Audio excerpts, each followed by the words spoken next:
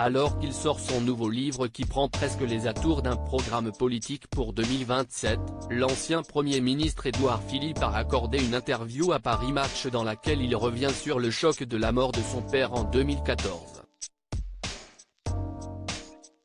Maire du Havre, ancien Premier ministre d'Emmanuel Macron entre 2017 et 2020, Édouard Philippe a connu une métamorphose physique à la suite de 2 maladies auto-immunes, l'alopécie qui a provoqué la chute de ses cheveux, sa barbe et ses sourcils mais aussi le vitiligo qui dépigmente ses poils.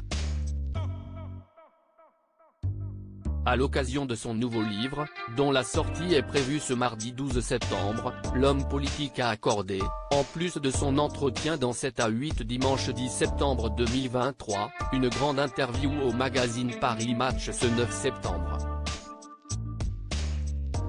Après Des hommes qui lisent en 2017 dans lequel il évoquait l'importance de la lecture dans la construction de l'identité des hommes, sa dernière parution Des lieux qui disent tente d'expliquer combien chacun de nous est fait des lieux que l'on a connus et qui nous ont marqués.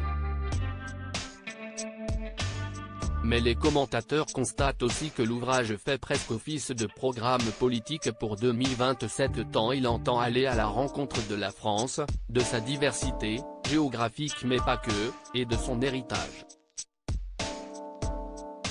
De la tentative de suicide au décès de son père, Édouard Philippe marqué par ses blessures si son livre est dédié à sa mère, s'y est surtout du fait de son père qui comptait beaucoup pour lui, un professeur de français devenu proviseur de lycée, qu'il a connu des épreuves. D'abord, une tentative de suicide en 2000, alors qu'Édouard Philippe était âgé de 31 ans.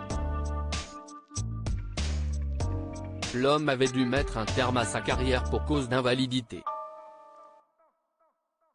Un événement qui n'avait été que peu évoqué au sein de la famille. Je viens d'une famille assez modeste et très heureuse, dont les seules vraies préoccupations étaient la santé de mon père et la réussite scolaire des enfants.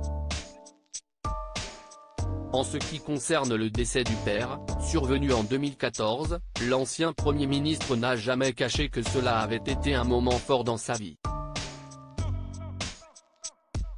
L'amateur de boxe avait d'ailleurs expliqué avoir commencé ce sport à cette occasion, tout simplement parce que ça m'a secoué comme tous les gens qui sont confrontés à ça.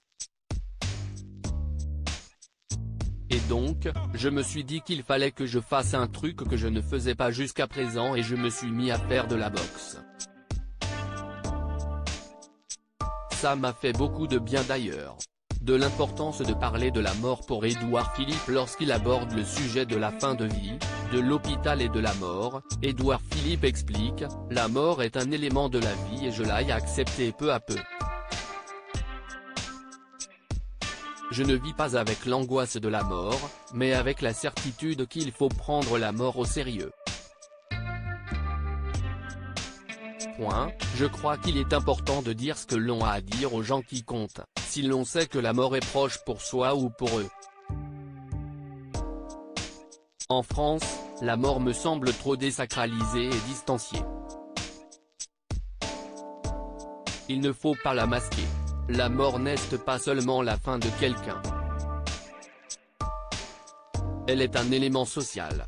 La manière dont on traite la mort, dont on parle de la mort, dont on vit avec la mort est essentielle. Mon père est mort il y a 10 ans et il n'y a pas un jour où je ne pense pas à lui. Je le dis à tous ceux qui sont dans la tristesse du deuil, on vit avec ses vivants et avec ses morts.